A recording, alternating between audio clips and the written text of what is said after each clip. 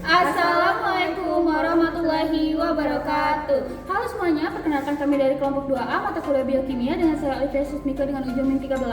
Saya Pratiwi Cidar dari 01.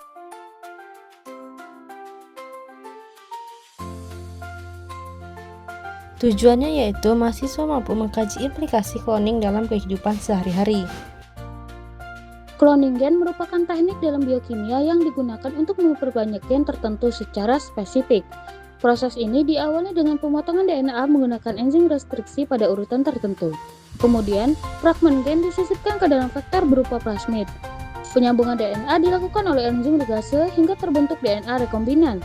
Selanjutnya, DNA tersebut dimasukkan ke dalam sel inang seperti E. coli untuk diperbanyak. Teknik ini memungkinkan produksi gen dan protein dalam jumlah besar untuk berbagai keperluan penelitian, kesehatan, dan industri.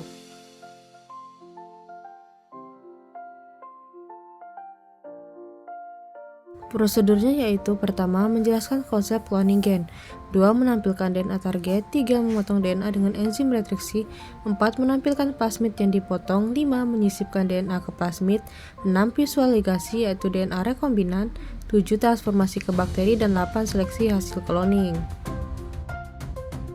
Konsep cloning gen. Cloning gen merupakan teknik dalam bioteknologi yang digunakan untuk memperbanyak gen tertentu melalui pembentukan DNA rekombinan. Teknik ini memungkinkan gen spesifik diisolasi dari suatu organisme, kemudian disalin dalam jumlah besar sehingga dapat digunakan untuk penelitian, produksi protein, maupun aplikasi di bidang kesehatan dan industri. Dengan cloning gen, proses analisis gen menjadi lebih mudah karena jumlah DNA yang tersedia cukup banyak. DNA target, DNA yang mengandung gen yang diinginkan diambil organisme sumber melalui proses isolasi. Gen tersebut dipilih berdasarkan fungsi tertentu, misalnya gen pengkode protein tertentu. Tahap ini sangat penting karena menentukan keberhasilan cloning, sehingga DNA harus dalam kondisi murni dan tidak terkontaminasi. Pemotongan DNA. DNA target dipotong menggunakan enzim restriksi pada urutan basa spesifik. Enzim ini bekerja secara selektif sehingga menghasilkan fragmen DNA dengan ujung lengket atau sticky ends.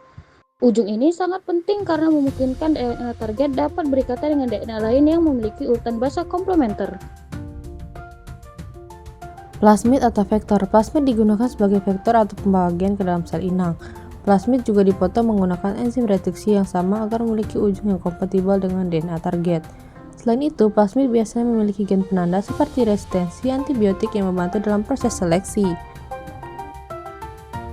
Penyisipan DNA. Fragmen DNA target dimasukkan ke dalam plasmid yang telah dipotong.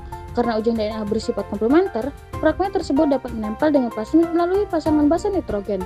Tahap ini merupakan proses awal terbentuknya DNA rekombinan. Ligasi, yaitu DNA rekombinan. Enzim ligasi menghubungkan DNA target dengan plasmid secara permanen dengan membentuk ikatan fosfodiester. Hasil dari proses ini adalah DNA rekombinan yang stabil, di mana gen target telah terintegrasi ke dalam plasmid dan siap untuk diperbanyak. Transformasi. DNA rekombinan dimasukkan ke dalam sel bakteri seperti E. coli melalui proses transformasi. Bakteri yang berhasil menerima plasmid akan membawa gen tersebut dan memperbanyaknya seiring dengan pembelahan sel. Seleksi cloning. Bakteri ditumbuhkan pada media yang mengandung antibiotik untuk menyelesaikan hasil cloning. Hanya bakteri yang membawa plasmid rekombinan yang memiliki gen retensi yang dapat bertahan hidup, sehingga memudahkan identifikasi koloni yang berhasil.